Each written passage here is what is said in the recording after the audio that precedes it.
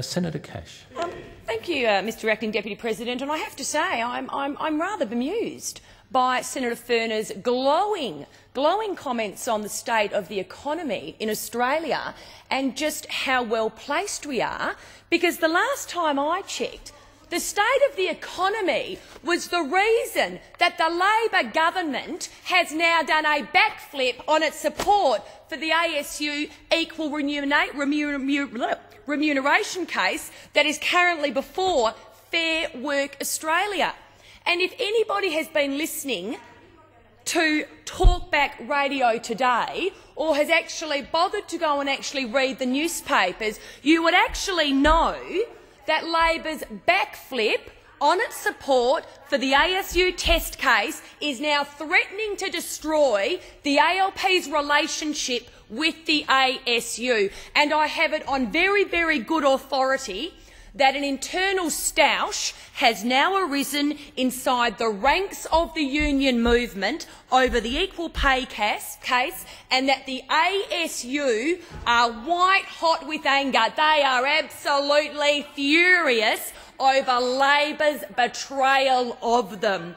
There are now internal disputes between the ASU and the ACTU and the union heavies involved in both of those unions about just how hard they should actually push the Prime Minister on this issue. And the biggest problem they have is that on Saturday there is a state election in Victoria. So the ACTU, they're saying please calm everything down, while the ASU, and good on the ASU is what I say, they want to attack Prime Minister Gillard and they want to rip strips off the Gillard Labor government for its betrayal of the community sector employees.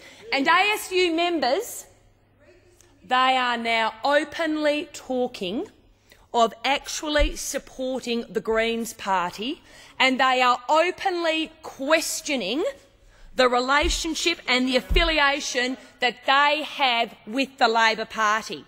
And then there is the pressure that we all know is coming from the right of the Labor Party for the ASU to be muted in their criticisms of the Gillard Labor government. Mr Acting Deputy President, all I can say is that war has clearly been declared between the ASU and the Australian Labor Party. And we know this is true. This is just not me talking, Mr Acting Deputy President, because the Prime Minister of Australia yesterday had to go online and actually blog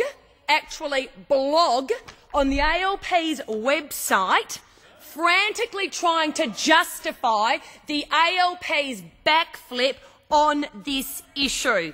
She went online in an attempt to clean up the mess that she herself has created as a consequence of a Labor government's betrayal of workers in the community sector by retreating, by running 100 miles from their commitment to support and to stand by low-paid community sector workers whom we predominantly know are women.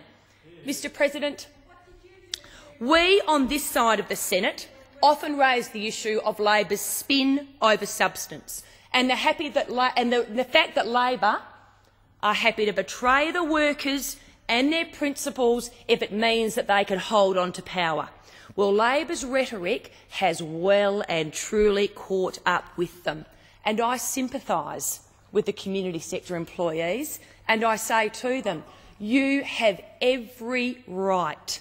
You have every right to feel betrayed following the government's submission to the test case. And I say to Minister Chris Evans, who's frantically releasing press releases now, justifying Labor's position in the test case and demeaning all those like myself who dare to criticise Labor's submission, all the press releases in the world will never detract from the ugly truth that the Labor Party of Australia, the Prime Minister of Australia, has betrayed the community sector employees.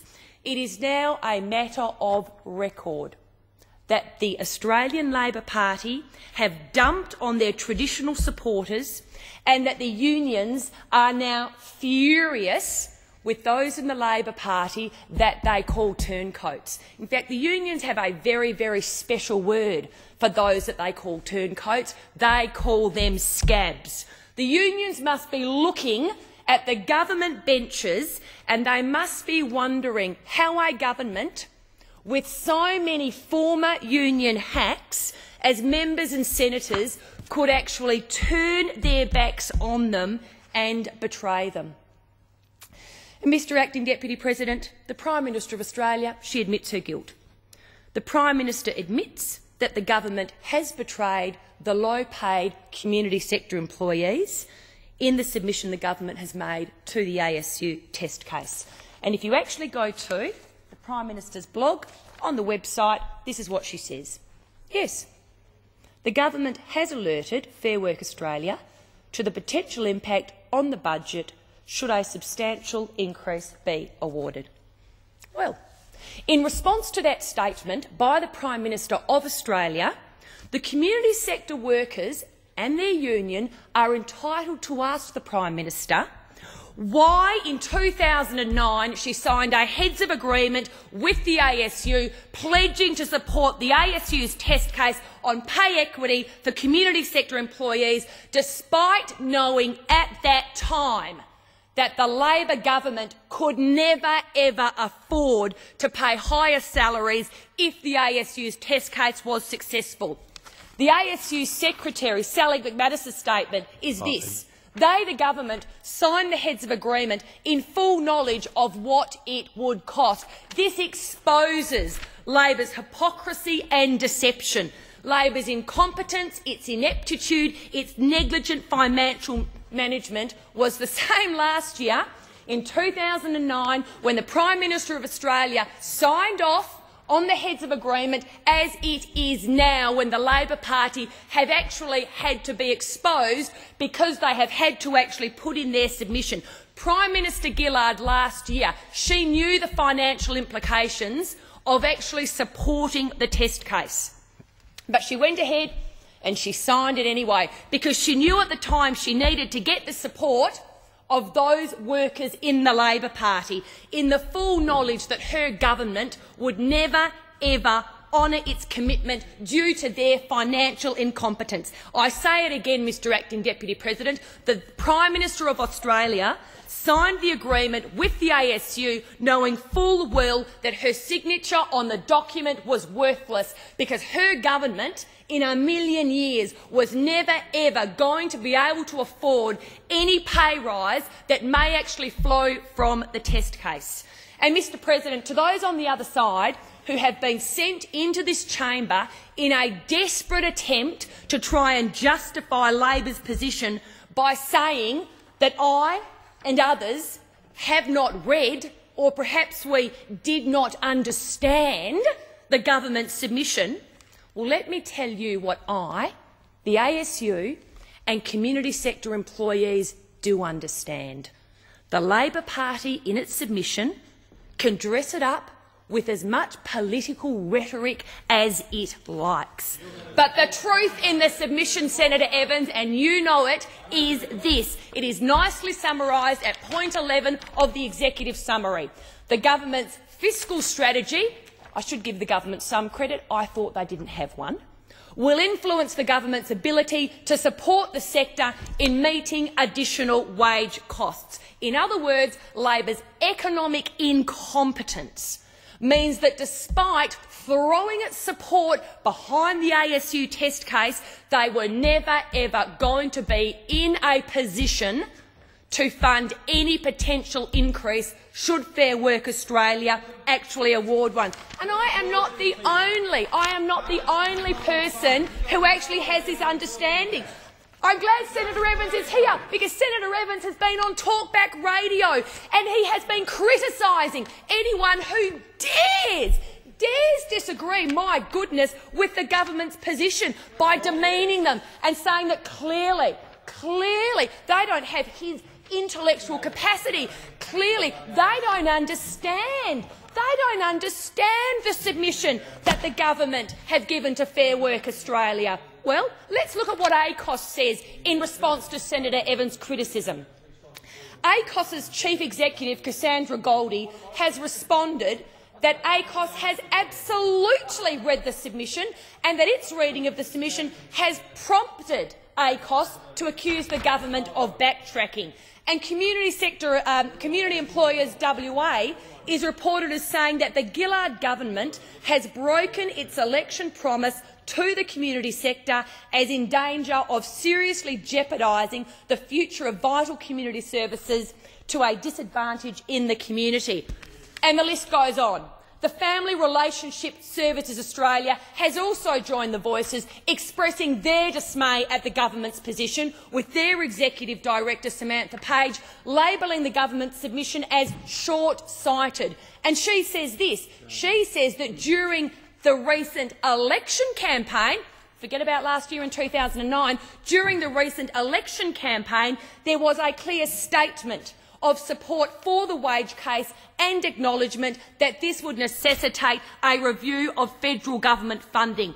And this is clearly not reflected in the government's submission to Fair Work Australia.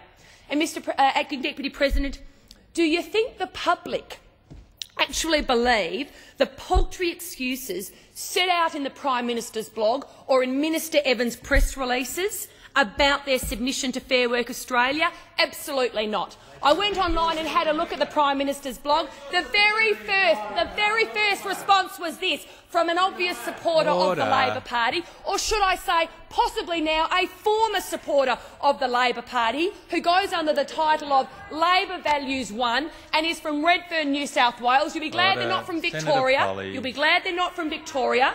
It was posted yesterday at 4:32 p.m. and this is what I will. I don't think anyone was under any illusion that having social justice and equity was free. Everybody knows you have to pay to do the right thing. Unfortunately, it sounds like the Labor Party, the Australian Labor Party, has walked away from core Labor values when it sent a submission saying equity will cost too Senator much. Ludwig, phase it in. behave. Don't confirm to the world that you don't stand for anything. That was just the first blog. Then we had a response this morning, again from New South Wales. You'll be very happy yet again that it wasn't from Victoria. This is from Dragonfly from Wollongong, who says this: shame, Gillard, shame. Are you mocking those people who blog on your site, Senator Evans? You're mocking everybody else. Are you now mocking the people who bother to go onto your site and actually give you a bit of feedback? That is an absolute disgrace. This is what this person says. Senator Evans. You are the people who put the blog on the site, not me, in a desperate attempt to justify your position. Hey, listen, shame, Gillard, shame. Shame, Gillard, shame, or would that be a sham? Senator Cash, if you could direct your marks through the chair, Thank would you, be Mr. appreciated. President. And I'd ask other senators to cease interjecting. Thank you. Senator shame, Cash. Gillard, shame. Or would that be sham? Who do you think voted you in? Largely in their misplaced view that you might do something for them, female voters, predominantly in the caring industry. And then there's more. Then there's a statement from the Diversity Council of Australia, who says of Labor's betrayal, unfortunately this progress in reducing the gender pay gap has been dealt a blow with the federal government withdrawing its support for funding component of the ASU test case. And then there are the further very telling comments from the ASU Secretary Sally McManus, who has said of Labor's backflip and of Labor's act of treachery. This is the ASU for you. This is what they're saying. It goes to that deeper thing. It goes to that deeper thing. What does the Labor Party stand for? If it doesn't stand for equal pay, what on earth does it stand for? Well, let me tell you, Mr Acting Deputy President, this is what the Labor Party stands for. It stands for betrayal, it stands for deceit, it stands for treachery, and it stands for disloyalty when it comes to actually slamming those people in the community whom it says that it supports. You should all be hanging your heads in shame. I hope every one of you on that side stood up in caucus and told the Prime Minister that she had a problem, because if you didn't, you're all weak. Senator you are Cash, all weak. Senator Cash, your time has now expired.